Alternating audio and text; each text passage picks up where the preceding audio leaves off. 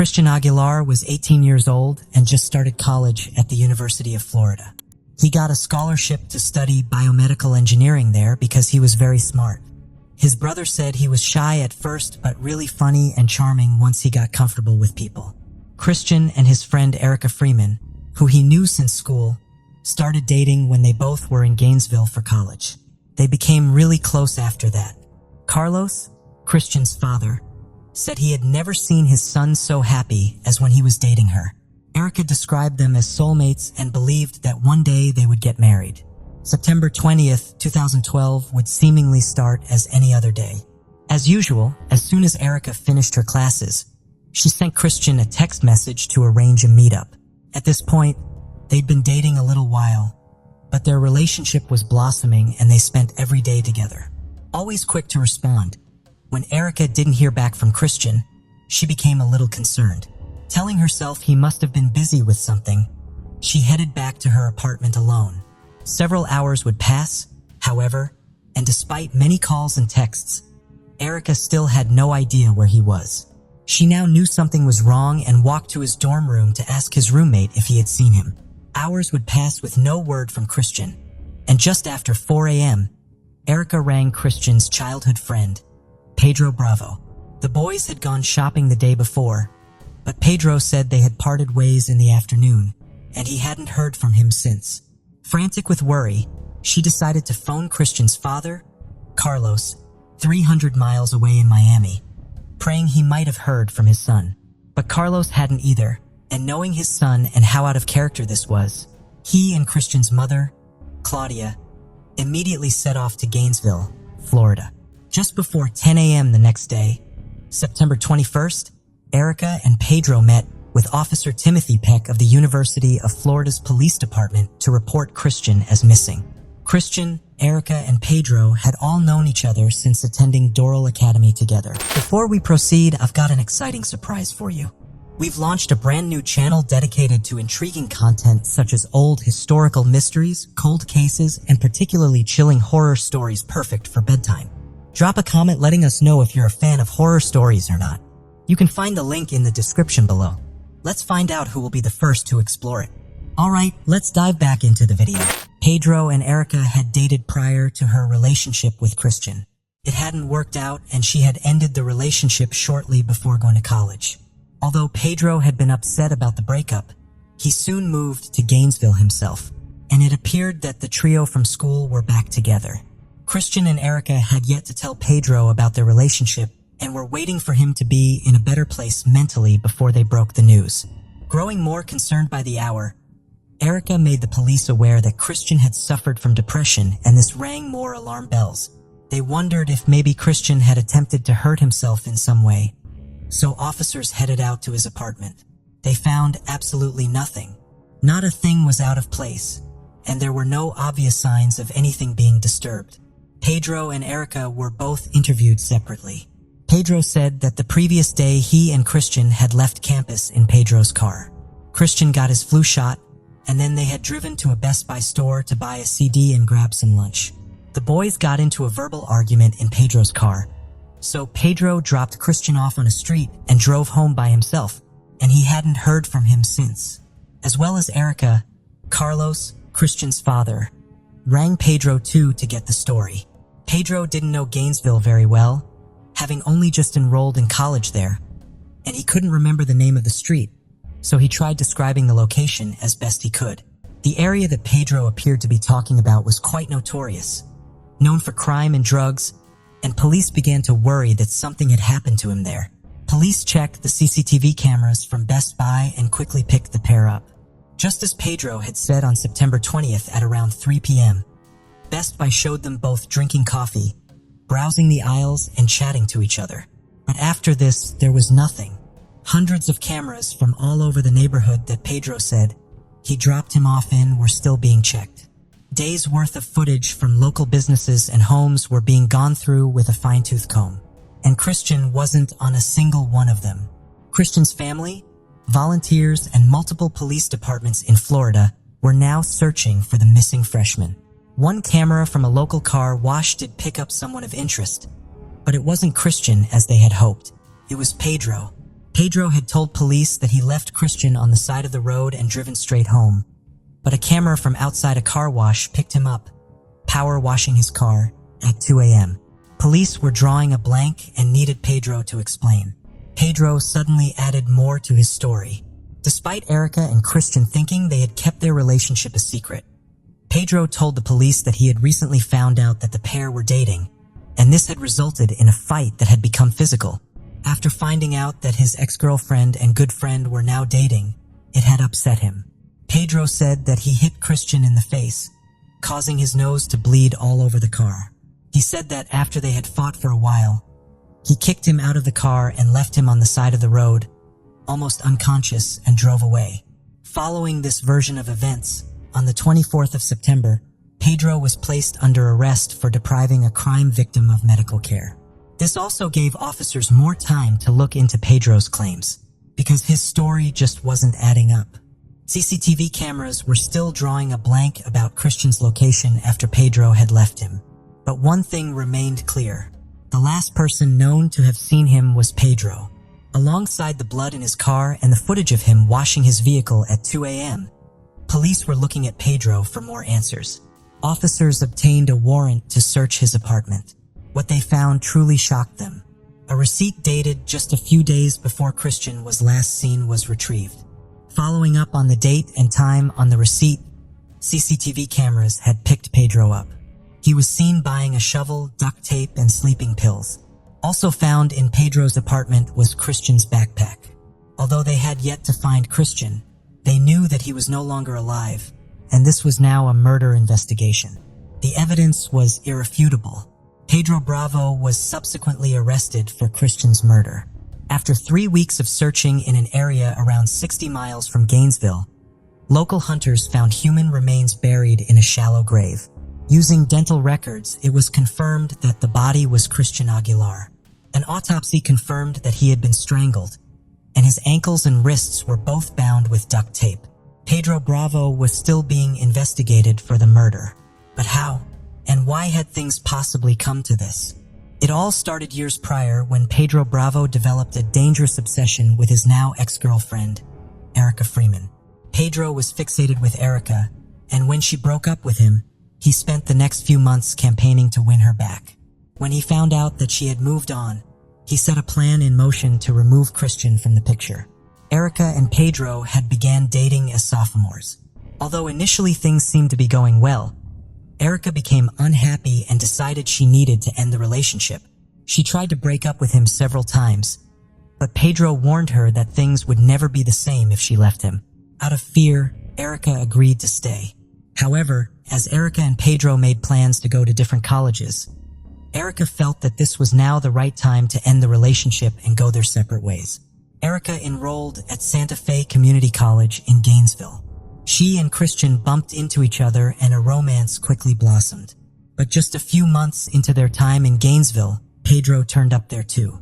He was originally set to attend Florida International University, hundreds of miles away, but quickly decided to transfer to Santa Fe Community College to try and win Erica back.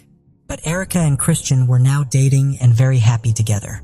Pedro asked Erica several times if her and Christian were together, but Erica said they were just friends. The pair were conscious of Pedro's state of mind, as he was clearly still mentally in a bad place. Pedro had frequently spoken about committing suicide after the breakup. So Erica and Christian decided to keep the relationship a secret until they felt Pedro was ready to accept it and in a better headspace. Little did they know, Pedro was already well aware of the relationship and was completely consumed and enraged by it. Another item was recovered from the search of Pedro's apartment. It was a journal. It showed the extent of his obsessive thoughts and feelings and the lengths he was willing to go to. Endless pages of drawings, poems, quotes, and lyrics. Love letters to Erica and threats to Christian filled the book. Paragraphs and paragraphs of speeches saying things such as, "I can do this. I believe in myself. I will do it. I can win her back. I will win her back. No one will stop me. I will get into Gainesville and get her back. I will get out of Miami and into University of Florida." One entry from July read, "I'm scared she might end up with Chris." He then wrote underneath, "You are overreacting again." Remember that Chris goes to University of Florida and Erica goes to Santa Fe. So limited conversation and contact. Plus, they don't talk much and he lives on campus. They got separate classes and schools. Plus, you have time. His obsession with the pair of them was growing and completely consuming his life. On September 20th, Pedro had contacted Christian asking if he wanted to meet with him and go shopping. Pedro told Christian he wanted to confide in him about his depression and suicidal thoughts and get his advice. Worrying that he may have been trying to meet him to talk about his relationship with Erica, Christian was hesitant about going. But eventually, he decided he would go as the pair would be out in a public place and it felt safe. In the parking lot of Walmart as they sat in Pedro's car, Pedro subdued Christian using sleeping pills in a bottle of Gatorade and strangled him with a belt.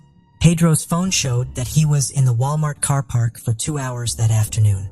He then put his phone in airplane mode for 5 hours and drove to a swampy area where he attempted to bury him. Logs from his iPhone 4 showed that the torch had been used 9 times for a total of 48 minutes that night. On the way home, Pedro stopped to get food at McDonald's and then went to wash the dirt off his car. But experts managed to find soil in the undercarriage of the vehicle.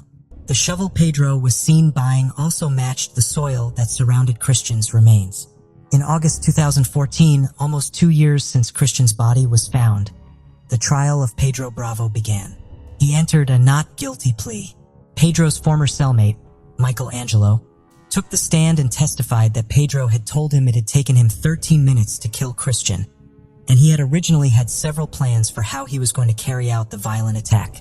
Michael also led officers to where Pedro had told him he had hidden the shovel under a wooden walkway at his apartment complex. He said at one point Pedro panicked as he almost got caught by a security guard driving past the vehicle as he was strangling Christian. A big moment in the courtroom was the showing of a screenshot of the iPhone feature Hey Siri. Although it was initially reported that Pedro had asked Siri questions relating to the awful act he would go on to commit, Gainesville police and experts disputed that. The screenshot in question had been viewed using the phone, but it had been viewed via Facebook. Pedro had an iPhone 4 which did not have Siri compatibility. The footage was eventually pulled from the courtroom. The defense team argued that although Pedro had a physical altercation with Christian and was wrong to leave him at the side of the road, he most definitely didn't kill him. Pedro had said that the duct tape was being used to seal a crack in the window of his car, and the shovel was brought with the intention of him killing himself and digging his own grave. Pedro claimed he tried to kill himself after his fight with Christian by drinking a concoction of painkillers and pesticide. He quickly threw up and said he took it as a sign from God that it wasn't his time to go. But the case against Pedro was too strong. DNA and forensic evidence, CCTV footage, his journal, and a pattern of very disturbing, and Pedro Bravo was convicted of first-degree murder, poisoning, false imprisonment, tampering with evidence, giving false information to authorities, and improper transportation of human remains. The judge sentenced Pedro Bravo to life in prison without the possibility of parole. Although he didn't take his own life, Pedro did write a suicide note in prison that was found by a prison guard. An extract of the note read, "I'm a monster for hurting Chris." Despite this and the confession he gave to his former cellmate, Pedro still denied killing Christian upon his sentencing. He said God knows the truth about what happened.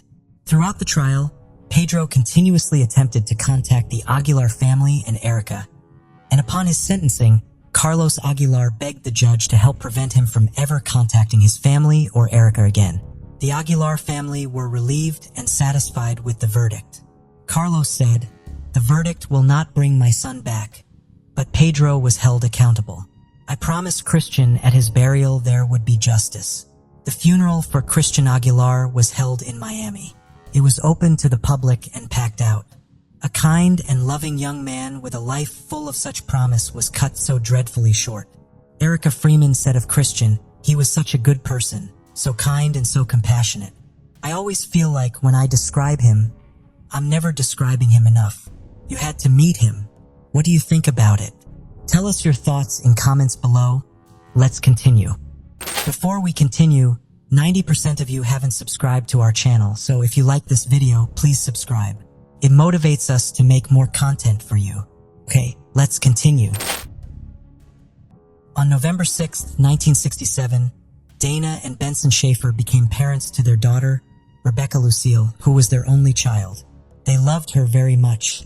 Rebecca's dad, Benson, worked as a child psychologist, and her mom, Dana, had a job at Portland Community College. Rebecca grew up in Oregon in a Jewish family. At first, she thought about becoming a rabbi because she wanted to connect her faith with helping others. She loved the outdoor life, especially horse riding, and this is something her and her father bonded even more over. As she moved into her junior year, Rebecca started modeling and acting in amateur dramatic clubs. Her big smile and striking brown eyes shone through in her photo shoots, and her future career in front of the camera was starting to form. She appeared in adverts for department store catalogs as well as TV commercials. But she soon decided it was time for a change. She spoke to her parents about fulfilling a career as a full-time model, and they agreed. Aged just 16, she took a big leap. She moved across the country, alone, to the city of dreams, New York. With its bright lights, big atmosphere, and social buzz, New York was where many a hopeful performer would go in a bid to further their careers.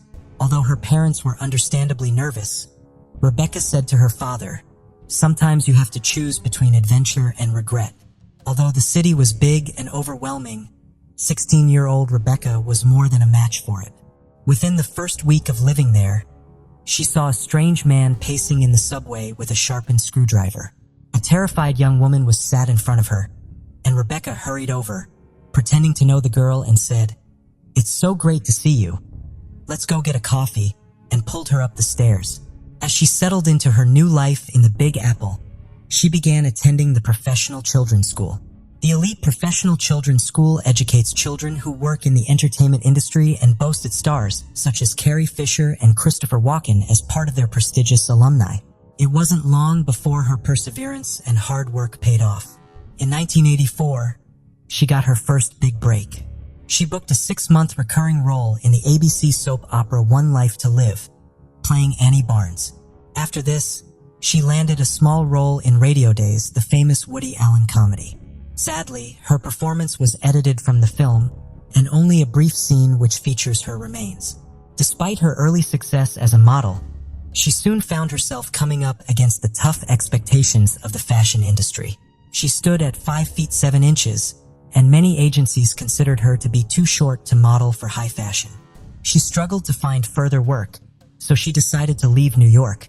In 1985, she made another ambitious move, this time to Japan, to try and add more to her modeling portfolio, but once again, her height and weight were considered a problem. After this, she decided to return to New York and focus solely on her acting dreams.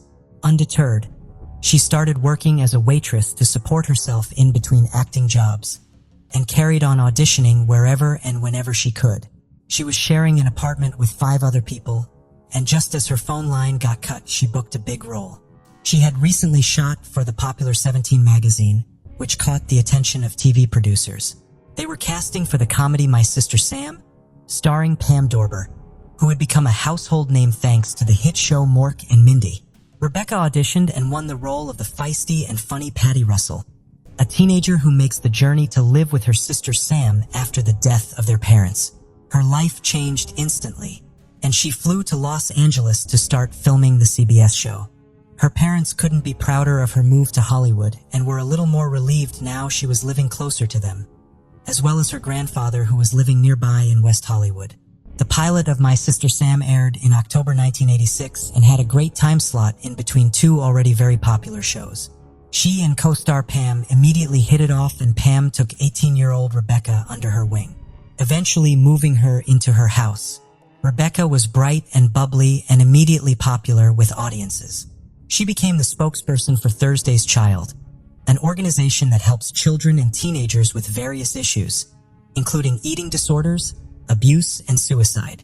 Appearing on various chat shows, magazine covers, and even hosting the Thanksgiving parade for CBS, Pam Dorber could see Rebecca's life as a new and young celebrity was rapidly changing. Pam often gave her advice on how to navigate the celebrity world. Pam herself had issues with stalking and obsessive fans in the past, and said she and the team told Rebecca, "You're on a hit show. We're gonna go on this show for a while. You never put your real name on your mailbox, Rebecca. Never put your real name on your mailbox.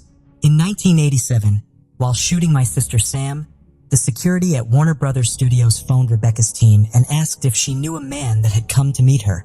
19-year-old Robert John Bardo had turned up to the set carrying roses and a huge teddy bear and claimed he knew the actress and wanted to see her. Rebecca confirmed she didn't know him and they did not allow him entry.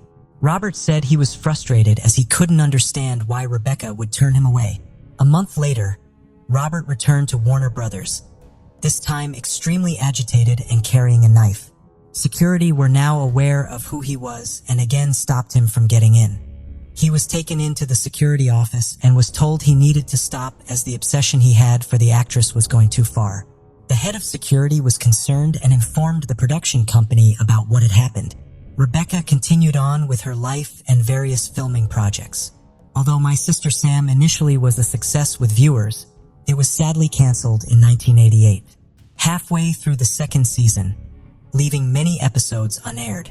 The show had changed its time slot and this impacted it massively. Rebecca was disappointed but continued to throw herself into auditioning.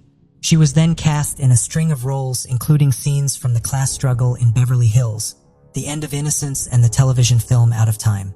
July 18, 1989, 21-year-old Rebecca was now living in a West Hollywood apartment. As well as her career going from strength to strength, her personal life was in a great place too.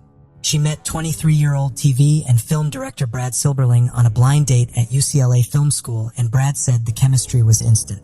Brad Silberling went on to direct many successful TV shows and films, including Lemony Snicket's A Series of Unfortunate Events and City of Angels, and the talented young duo had talks of moving in together.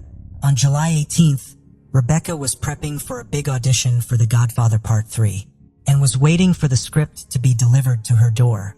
When she heard the doorbell ring, she quickly answered, but it wasn't the script delivery she was hoping for. Stood in front of her was Robert John Bardo. It was the same man who had appeared twice at Warner Brothers Studios, and he was clutching a letter and autograph she had once sent to him. Robert John Bardo was born in January 1970. The youngest of 7 children, he had a troubled childhood. After being abused by a sibling, he was placed in foster care when he spoke about committing suicide and was eventually diagnosed with bipolar disorder. At the age of 15, he was briefly institutionalized to treat emotional problems and dropped out of school shortly after. Robert was only 19 years old and had developed a dangerous obsession with Rebecca Schaefer. He was infatuated with a child peace activist, Samantha Smith, who was tragically killed in a plane crash in 1985. When she passed away, his attention turned to Rebecca. He started writing numerous letters to her after seeing her on a commercial for My Sister Sam. One of his letters she replied to, telling him it was one of the nicest letters she had ever got. What started as him being a fan of the character Patty quickly turned into a fixation with the actress Rebecca. He watched and taped every episode of My Sister Sam and bought every magazine he could find with her in. His room quickly became almost a shrine to the actress.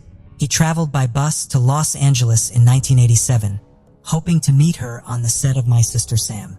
But failing to get past security twice, he returned to Tucson and briefly lost interest with the actress. His obsession shifted towards artists, Debbie Gibson, Madonna, and Tiffany Darwish. In 1989, Robert watched Rebecca in the comedy, Scenes from the Class Struggle in Beverly Hills. In one scene, she appeared in bed with a male actor. Robert became so enraged and jealous by the scene, he decided that she needed to be punished for becoming, in his words, another Hollywood whore. The teenage Robert wrote a disturbing letter to his sister, saying if he couldn't have Rebecca then, he wouldn't allow anyone else to. Part of the letter read, "I have an obsession with the unattainable, and I have to eliminate something I cannot attain."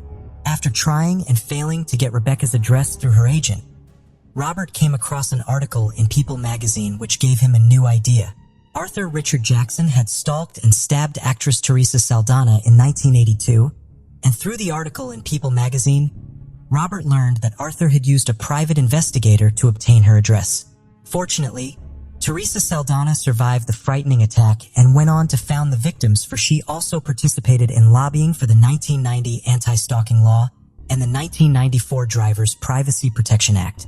Robert decided to use the same method as Arthur Jackson and paid a detective agency $250 to find Rebecca's address using DMV records. His brother helped him get hold of a gun after Robert himself was refused. Due to being too young and disclosing mental health problems on a form he had to fill out at the gun shop. For a third and final time, Robert traveled to Los Angeles and stayed in the neighborhood where Rebecca lived, showing people pictures of her and asking neighbors if she actually lived there. Once he was certain that her address was correct, on the morning of July 18th, he rang her doorbell just after 10 a.m. This encounter clearly unnerved Rebecca. She politely shook his hand and was pleasant to him, but asked him never to come to her home again. Robert was shocked and went to a nearby diner to have some food before returning to her apartment an hour later. He claimed he did this as he had forgotten to give her a cassette tape. According to Robert himself, she answered the door again but had a cold look on her face. Robert said, "She had this kid voice, sounded like a little brat or something, said I was wasting her time. No matter what, I thought that was a very callous thing to say to a fan." Without warning, he pulled out a gun and shot her in the heart at point-blank range. According to Robert, she fell to the floor of her doorway, screaming. Why? Robert Bardo fled the scene, and shortly after, Rebecca's neighbor, who had heard the shot and the blood-curdling scream, rushed to the doorway. He felt no pulse and phoned 911. She was swiftly taken to Cedars-Sinai Medical Center, but there was nothing they could do. 21-year-old Rebecca Schaefer was pronounced dead just 30 minutes after arriving. The following day in Tucson, several motorists phoned police to report a man running through traffic on Interstate 10. It was Robert Bardo. He told officers he was devastated by the death of Rebecca Schaefer and was acting out because of it. An incredibly suspicious thing to say, police faxed an image of Robert over to the LA detectives, who confirmed this was the man they were looking for. After hearing about the murder of Rebecca on the news, Robert's sister told police about the letter he had written to her. He was promptly arrested and extradited to California. He confessed immediately to what he had done. He was charged with first-degree murder, and prosecutor Marcia Clark would take on the trial 2 years later. Marcia became most well known for being part of the prosecution team on the O.J. Simpson trial in 1995, defending Nicole Brown Simpson and Ron Goldman. In Robert's case, she pushed hard for what is known as a bench trial. This means that the outcome would be decided by a judge rather than a jury. Robert Bardo agreed to this in exchange for the death penalty being taken off the table. Steve Galindo, a veteran public defender, was in charge of Robert's defense team. Judge Dino Fulgoni presided, and he was reported to be one of the top legal experts on psychiatric evidence in the state of California. Despite his confession, Robert still pled not guilty. His defense team argued he could not have premeditated the murder due to his mental health issues, something Marcia was keen to disprove. The defense team called psychiatrist Dr. Dietz to the stand, and he claimed that Robert may have schizophrenia and that is what may have led him to commit the crime. Marcia Clark hoped to prove that he did in fact plan the killing over several months. Robert was carrying a copy of The Catcher in the Rye when he shot Rebecca, which he threw onto the roof of a building as he ran away. He insisted that it was purely coincidental, even though it emulated Mark David Chapman, who had also been carrying a copy with him when he shot and killed John Lennon. It came out that during the 18 months before he killed Rebecca, he had been arrested 3 times and charged with domestic violence and disorderly conduct. His neighbors also said that he had exhibited unwarranted threatening behavior towards them. Judge Fulgoni agreed with the prosecution. Marcia Clark's hard work paid off, and in October 1991, Robert John Bardo was found guilty of the murder of Rebecca Schaefer. On December 20th, 1991, he was sentenced to life in prison without the possibility of parole.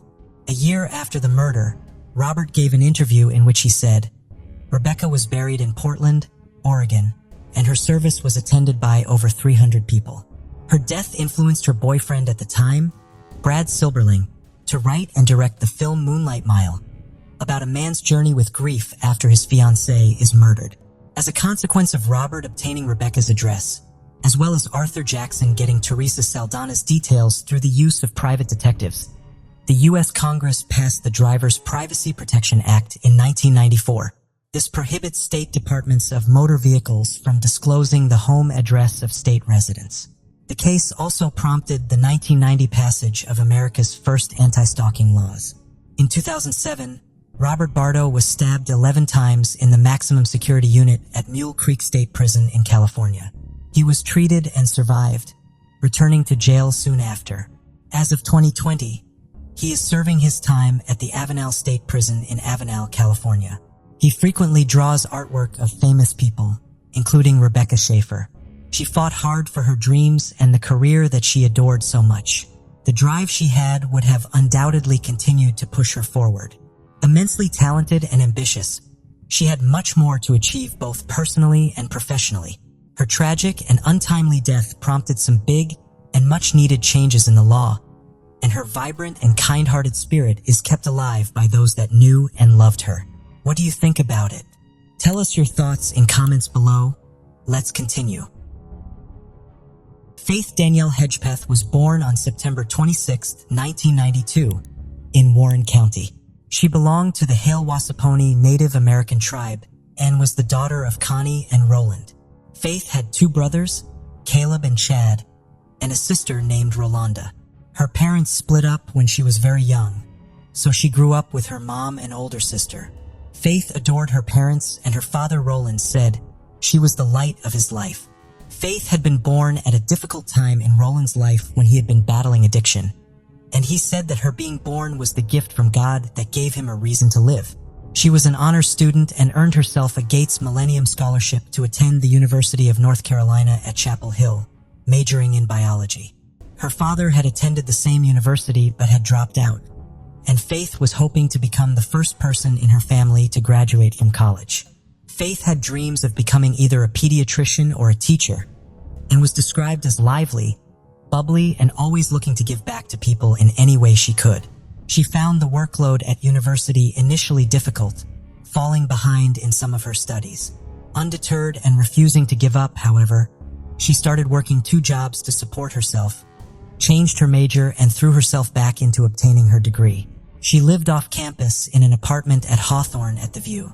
She lived on the 2nd floor, room 1502, and lived with her friend since first year, Karina Rosario. As well as living with Karina, known to most as Rosario or Rosie, Karina's boyfriend, Eric Tacoy Jones, also lived there for a time. Eric and Karina's relationship was a volatile one, and they eventually broke up and Eric moved out. He attempted to break into the apartment twice despite Karina changing the locks. Faith eventually drove Karina to court to obtain a protective order against Eric. This order prevented him from coming anywhere near the apartment. However, when he moved out, he moved into another apartment on the same complex, so was still living very close to the girls. September 6, 2012 started as any normal day. Faith attended all of her classes and then went to an event for Alpha Pi Omega. Alpha Pi Omega is the nation's largest and oldest Native American sorority, and Faith was hoping to one day join. She left the event at 7:15 to continue working on a history paper about her tribe. At 8 p.m., she and roommate Karina went to the campus library for more studying. Faith briefly left the library, leaving Karina there, but returned at 11:30 p.m., and both girls made their way back to the apartment at midnight. About half an hour later, they set off to a nightclub called The Thrill, arriving there at 12:40 a.m. The Thrill was well known for letting in under 21s to dance, and it became a popular student hangout. The girls danced for around an hour and a half before Karina said she felt sick and wanted to leave. She and Faith were picked up on security cameras leaving the club at 2:07 a.m. and Faith drove the pair home. Karina said when they got back she was sick due to drinking too much alcohol. A neighbor that lived below the girls recalled hearing banging noises just before 3 a.m. She said it sounded like thumping sounds, almost as if a heavy book bag was being dropped or furniture was being overturned. Around 3:30 a.m., records indicate that there was activity on Faith's Facebook account. 10 minutes later, at 3:40 a.m., a text message was sent from Faith's phone to the phone of Brandon Edwards, an ex-boyfriend of Karina. Some reports have suggested that Brandon was also romantically involved with Faith at one point, while others claim he was more like a big brother figure. The text message read, "Hey B, can you come over here please? Rosario needs you more. Aha. You know, please let her know you care. 3 minutes later, another text was sent from her phone to Brandon, and this one just said the word then. It is thought that Faith was correcting the word aha sent in her previous message, believing the meaning of the original message to be, "Hey B, can you come over here please? Rosario needs you more than, please let her know you care." Brandon replied to the message at 4:16 p.m. the next day, asking who it was that was texting him, but he received no text back. Karina's phone records show that she had also been trying to contact Brandon Edwards at the same time. At 3:52 a.m., another message was sent from Faith's phone. This one was to Ty Michael McNeil, Faith's on-again off-again boyfriend whom she had known since the first day of college. An extract of the message read, "I know you're probably sleeping, but I just wanted to let you know that I love you." This appeared to be the last activity on Faith's phone. At 4:25 a.m., Karina got picked up by a friend and UNCH soccer player, Jordan McCreary, leaving Faith in the apartment alone. Karina said that she left the front door unlocked and believed that Faith was asleep in bed at the time she left. Jordan drove Karina to his apartment about 5 minutes away, where she then stayed. The next morning at 10:30 a.m., Karina phoned Faith, hoping to get a lift home. Faith didn't answer, so Karina called another friend named Marisol Rangel. Marisol picked Karina up and they headed back to Karina and Faith's apartment, arriving there just before 11 a.m. Seeing Faith's car parked out front, they assumed that she had simply overslept and missed her classes. They entered room 1502 and began calling out Faith's name, to which they got no response. When they headed into the bedroom, they found a truly horrific sight. Faith's partially naked body was discovered on the floor, leaning up against her bed and covered in a duvet. Her t-shirt was pulled up and over her face, and she had no clothes on from the waist down. The blood in the room was widespread, covering the walls, floor, and wardrobe, and a used tampon was found near her body. Faith had been bludgeoned to death, and an autopsy later revealed that she had died from blunt force trauma to the head. Her face was covered in cuts, and her body had been badly beaten. There were no signs of a forced entry, and unfortunately, there was no surveillance footage from around the complex to determine anyone coming in or out. Karina Rosario made the call to 911. Further analysis found semen on Faith's body, but it remains undetermined as to whether this was consensual or a sexual assault.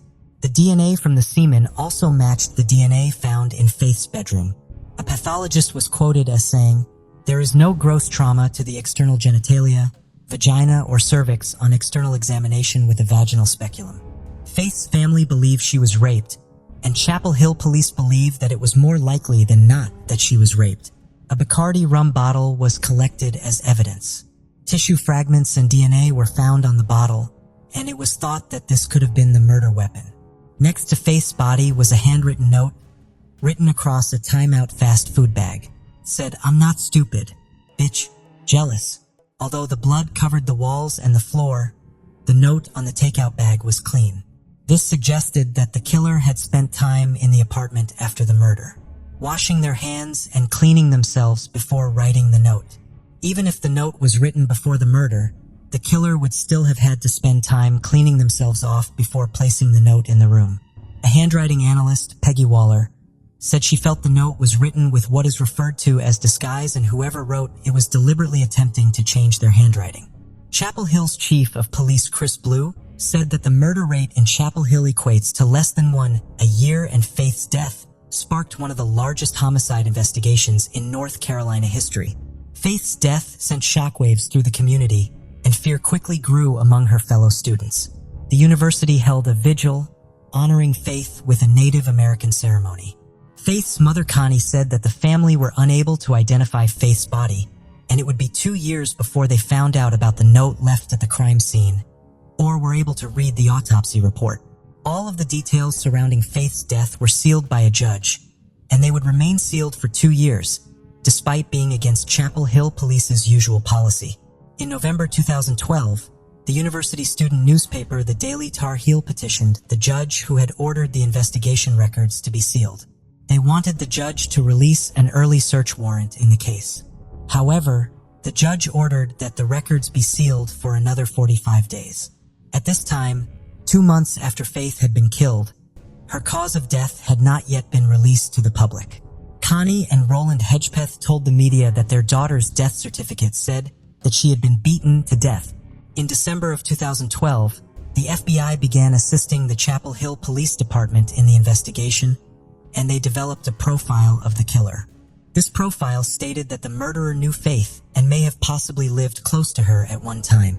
The FBI also believed that the killer may have been someone that took an unusual interest in the case, possibly talking to people about it and demonstrating behavioral changes. In May 2013, the court extended the seal of the evidence for a following 60 days. Also in this year, Alpha Pi Omega, the sorority that Faith had dreams of getting into, inducted her as an honorary member. In July 2014, the Chapel Hill Police Department released 300 pages of details about the case after a court ordered them to do so. The public and media were finally able to get some understanding of what had happened to Faith Hedgepeth that night. And 2 months later, the autopsy report was released. It confirmed the same as the death certificate, that she had died of blunt force trauma to the head. She was covered in cuts and bruises to her body, as well as having blood under her fingernails, showing she fought hard against her killer. According to court records, search warrants were only issued to 2 apartments, and they were both located at Hawthorne at the View. One was Faith and Karina's, and one was in a separate building. 2 sources have claimed that the woods behind Faith's apartment weren't searched, and it was noted that the officers didn't search any other apartments on the premises, didn't go door to door, and didn't bring sniffer dogs into the area. Another piece of potential evidence came from Faith's phone. On the night she was killed, she had called her friend Una Chavez 3 times, and on one of the calls left a voicemail. Una said that Faith was notorious for accidentally calling people and leaving messages that she didn't mean to. The voicemail appears to be unintelligible. People close to Faith said they heard what sounded either like an argument or a fight between Faith and other people. Others hear what simply sounds like the inside of a nightclub at 1:30 in the morning. Her father Roland said he hears his daughter in danger. TV journalist and newspaper columnist Tom Gasparoli started a blog and podcast focused on finding answers for Faith's family. He worked tirelessly to gain more information and share this with the public. He spoke to forensic audio analyst Arlo West and said, "I thought he seemed very credible to me. His transcript I thought was pretty consistent, showing an anger and some sort of verbal assault." Arlo West is the president and CEO of Creative Forensic Services, certified in audio enhancement, and has over 30 years of experience in the audio and film industry. He also specializes in pocket dial phone calls and believes he heard some notable things on the tape. He believes he heard 4 voices on the tape, 2 male and 2 female. The following transcript is what Arlo West believes could be being said on the voicemail. The timestamp shows the voicemail was left at 1:23 a.m. This meant that Faith and Karina would have been at the Thrill, and from the CCTV evidence, we know they left the club at 2:07 a.m. By all accounts at this time, everything appeared to be okay. This timestamp has been disputed by some people, including Arlo West. He said, "I found with the particular brand of phones Faith and Una had, both had issues with timestamping and voicemails being sent incorrectly at different times. The towers transmitting the cell phone signals were glitchy at best. I believe to a high degree of forensic audio certainty that timestamp is incorrect." Chapel Hill police agreed to look at West's enhanced audio version and evaluate it themselves. However, due to the timestamp of the message, police do not believe it to be a recording of the murder. Police said that the metadata associated with the call reinforces this too. 2015 marked the 3rd year since Faith's death, and her family, friends, and the community seem no closer to getting any answers. However, a year later in 2016, a sketch of the possible killer was released. Using genetic coding from the DNA at the scene, which acted almost as a blueprint, a company in Virginia were able to predict eye, hair, and skin color, freckling, face morphology, and ancestry of the alleged killer. Each trait comes with a measure of confidence.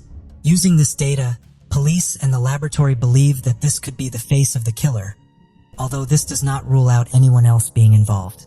According to the image, the suspect is very strongly Native American and European mixed ancestry or Latino. Several people have been looked at quite closely in relation to the case.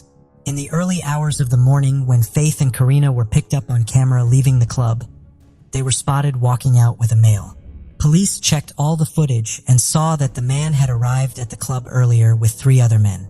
They all later provided DNA samples, of which none were a match to the crime scene. Karina's ex-boyfriend, Eric Decoy Jones, was also a heavy focus of the investigation. He reportedly resented Faith for her influence over Karina and felt that she was interfering with their relationship. During a phone call, he allegedly threatened to kill Faith if he could not resume his relationship with Karina. Upon looking at Eric's phone, police found a text that he had sent to a friend. The text was asking them to forgive him for what he was about to do. This message was sent on September 6th, just the day before Faith Hedgepeth was killed. Police also found a similarly worded message to another friend via Twitter. 3 days after Faith was murdered, Eric updated his Facebook to say, "Forgive me for all of my sins and the sins I may commit today. Protect me from the girls who don't deserve me and the ones who wish me dead today." The police seized Eric's Jeep and searched his apartment but said that nothing came up. Police described him as cooperative and said there wasn't enough evidence to arrest him, and his DNA was ultimately ruled out of the crime scene. Eric told news reporters, "From what I knew of her, she was the sweetest person in the world. If you needed her, she was there." However, although he was ruled out as a suspect, police believe that Eric does remain a person of interest, as even though the DNA did not belong to him, he may still know whose DNA was in the apartment and on Faith's body. Faith's father, Roland, has always been vocal about his feelings towards Karina. He said, "I think that Karina knows what happened to Faith." Others have expressed their concerns regarding Karina's actions after the murder, and about the 911 call she made that morning. People found it strange that not only was Marisol Rangel's name not mentioned, giving the impression that Karina was in the apartment by herself, but also that Faith's name was never uttered in the 8-minute-long phone call.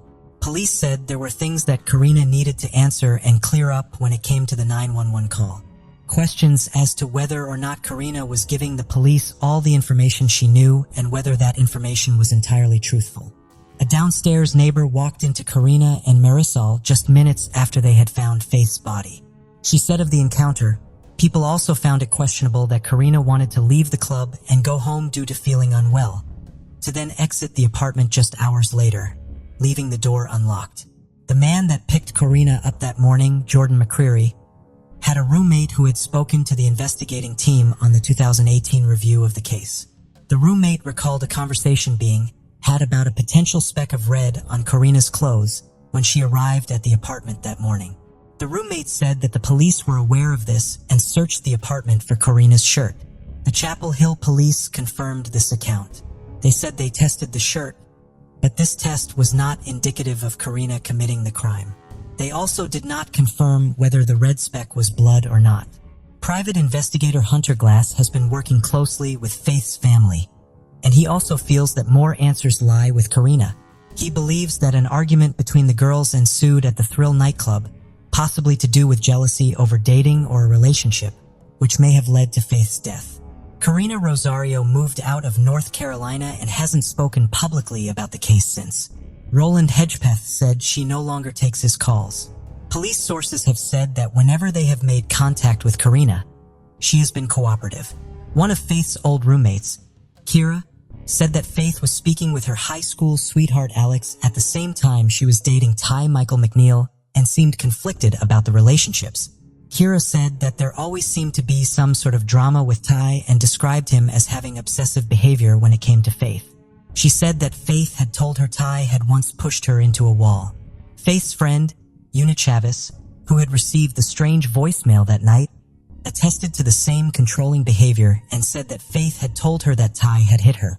Ty was spoken to as part of the 2018 review of the case and said that he had texted Faith on the morning of September 6th, the evening before she was killed. He asked her if she wanted to hang out later, but he received no reply. It wasn't until around 3:52 a.m. that he got any answer from her phone. Ty believes that this was Faith texting him, but her father Roland isn't so sure and doesn't think this is how his daughter would normally type. Just days before Faith was killed, she had spoken to Una about wanting to resume her relationship with her high school sweetheart Alex, And this just didn't match up with what she had written in the text to Ty. Ty did have an alibi for the night of the murder, and he submitted a DNA sample. However, he said he doesn't know if he was given the all-clear by police, or if he simply just didn't hear back from them regarding the sample. Decorated Police Sergeant Derek Lavassa and a forensic psychologist Chris Mahandy were part of the team on the 2018 look into the case. They spoke at length about the theories and people that may have had some potential involvement. Chris Mahandy said, "There's at least 3 or 4 people here that should be considered strong persons of interest. Eric Takeaway Jones, Karina Rosario, and Ty Michael McNeil." The odd social media posts and the text from Eric, the threats he had already made towards Faith alongside the fact he lived very close to the women. Derek Lavassa discussed a theory that Eric Takeaway Jones may have brought someone back to the apartment with him, someone that wasn't as familiar with Faith, and that is potentially who the DNA belongs to. It would have meant that this person may not have been tested yet, because they are removed from Faith's social circle. The strange behavior seen from Karina on the morning Faith died, and the volatile and, according to friends, abusive and controlling relationship that Faith had with Ty. The pair found it odd and concerning that Ty had downplayed the tension and volatility in the relationship. And they also spoke about the text message sent from Faith's phone at 3:52 a.m. Chris Mahandy described the messages as way out of context for what was happening in the relationship at the time, something that Roland Hedgepeth and Una Chavez both agree with. Although nothing can be said for certain, the pair spoke about the lack of microscopic or trace evidence left outside the apartment. Derek Lavassa said he went on to say that no one else was coming to the apartment at 4:30 in the morning. She's the only one. Unless there was somebody else there with her, it's possible. The pair, alongside many others, believe Karina probably knows more than she's saying, but they do go on to discuss the seeming lack of motive. If Karina was involved, why on earth would she commit such a crime against someone who was like a sister to her? Ultimately, investigators do not feel this was a random, opportunistic crime committed by a total stranger. They believe it was carried out by someone in Faith's circle and was likely someone she knew through university. Over 2,000 people have been interviewed so far, either as suspects or people with potential information, but nobody has ever been charged. The DNA found at the scene has been compared to hundreds of samples, but sadly, none have been a match. Police say this doesn't entirely eliminate anyone though, as someone may know who the DNA belongs to, or may still be involved with Faith's death somehow. Faith's family are offering a $40,000 reward for information that leads to the arrest of the person or persons responsible for Faith's murder. Faith's legacy continues to live on with the Faith Hedgepeth Memorial Scholarship. The scholarship is offered to help Native American women enter higher education. The murder of Faith Hedgepeth remains an open and active case. The Chapel Hill Police Department welcome any information that anyone may have. What do you think about it? Tell us your thoughts in comments below. Let's continue. Thank you for joining us on this journey into the depths of unsolved mysteries. Cold cases not only challenge our understanding of the past, but also ignite our curiosity and determination for answers. Remember to subscribe to stay updated on our latest investigations. And if you have any information regarding the cases we've covered, don't hesitate to reach out. Together, we can shed light on the shadows of the past and bring closure to those who seek it. Until next time, stay vigilant, stay curious, and never stop seeking the truth.